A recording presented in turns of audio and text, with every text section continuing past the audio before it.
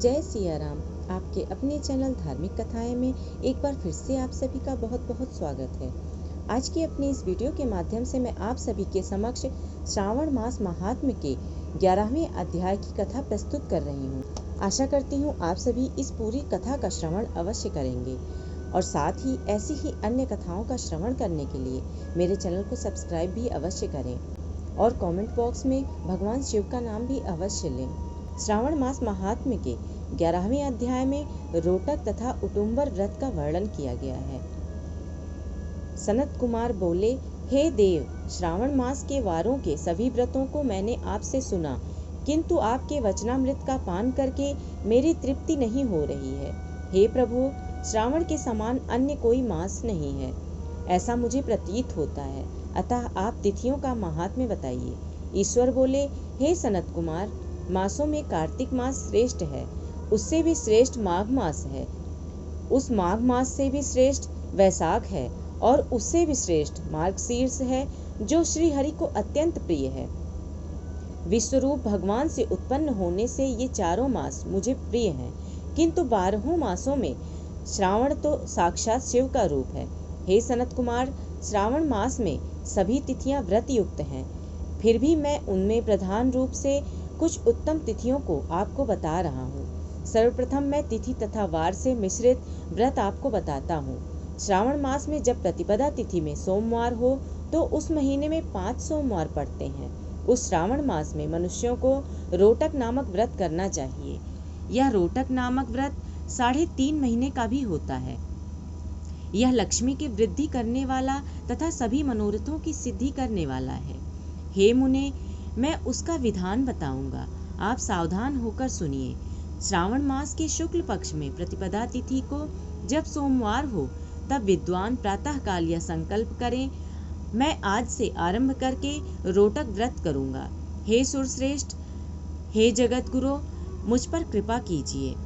उसके बाद अखंडित बिल्व पत्रों, तुलसी दलों, नीलोत्पल, कमल पुष्पों, कहलार पुष्पों, चंपा तथा मालती के पुष्पों, गोविंद पुष्पों, आग के पुष्पों, उस ऋतु तथा काल में होने वाले नानाविध अन्य सुंदर पुष्पों, धूप, दीप, नैवेद्य तथा नाना प्रकार के फलों से शूलधारी महादेव की प्रतिदिन पूजा करनी चाहिए।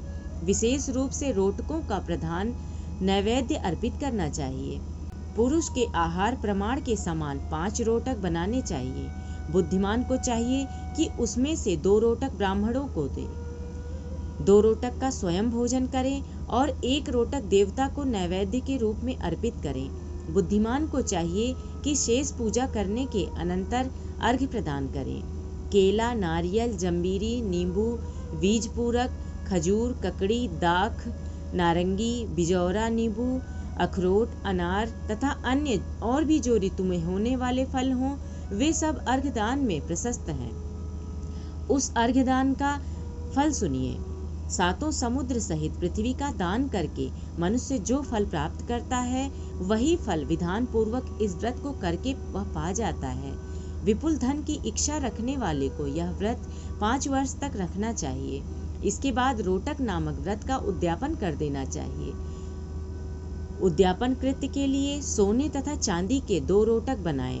प्रथम दिन अधिवासन करके प्रातः काल शिव मंत्र के द्वारा घृत तथा उत्तम बिल्व पत्रों से हवन करें। हे तात, इस विधि से व्रत के संपन्न किए जाने पर मनुष्य सभी वांछित फलों को प्राप्त कर लेता है। हे सनत कुमार, अब मैं द्वितीय के शुभ व्रत का वर्णन करूंगा, जिसे श्रद्धा पूर्वक करके मनुष्य लक्ष्मीवान तथा पुत्रवान हो जाता है। औदुंबर नामक वह व्रत पाप का नाश करने वाला है। शुभ सावन का महीना आने पर द्वितीय तिथि को प्रातः काल संकल्प करके बुद्धिमान को विधि पूर्वक व्रत करना चाहिए। इस व्रत को करने वाला स्त्री हो या पुरुष, वह सभी संपदाओं का पात्र हो जाता है। इस व्रत में प्रत्यक्ष गूलर के वृक्ष की पूजा करनी चाहिए, किंतु गूलर वृक्ष न मिलने पर दीवार पर वृक्ष का आकार बनाकर इन 4 नाम मंत्रों से उसकी पूजा करनी चाहिए। हे उदुम्बर, आपको नमस्कार है। हे हेम पुष्पक, आपको नमस्कार है। जंतु सहित फल से युक्त तथा रक्त अंड तुल्य फल वाले आपको नमस्कार है। इसके अधिदेवता शिव तथा शुक्र की भी पूजा गूलर के वृक्ष में करनी चाहिए। इसके 33 फल लेकर 3 बराबर भागों में बांट लेना चाहिए। इनमें से 11 फल ब्राह्मण को प्रदान करें, 11 फल देवता को अर्पण करें और 11 फलों का स्वयं भोजन करें। उस दिन अन्न का आहार नहीं करना चाहिए। शिव तथा शुक्र का विधिवत पूजन करके रात में जागरण करना चाहिए। हे तात, इस प्रकार 11 वर्ष तक व्रत का अनुष्ठान करने के बाद व्रत की संपूर्णता के लिए उद्यापन करना चाहिए।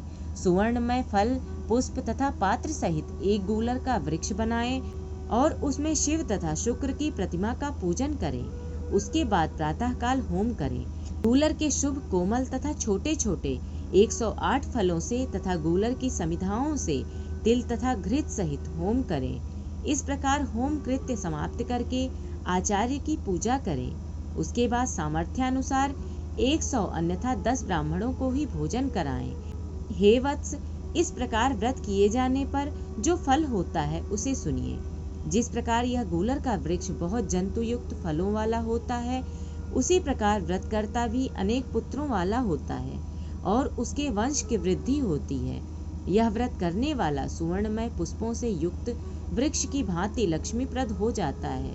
हे सनत कुमार, आज तक मैंने किसी को भी यह व्रत नहीं बताया था। गोपनीय सो गोपनीय इस व्रत को मैंने आपके समक्ष कहा है। इसके विषय में संशय नहीं करना चाहिए और भक्ति पूर्वक इस व्रत का आचरण करना चाहिए।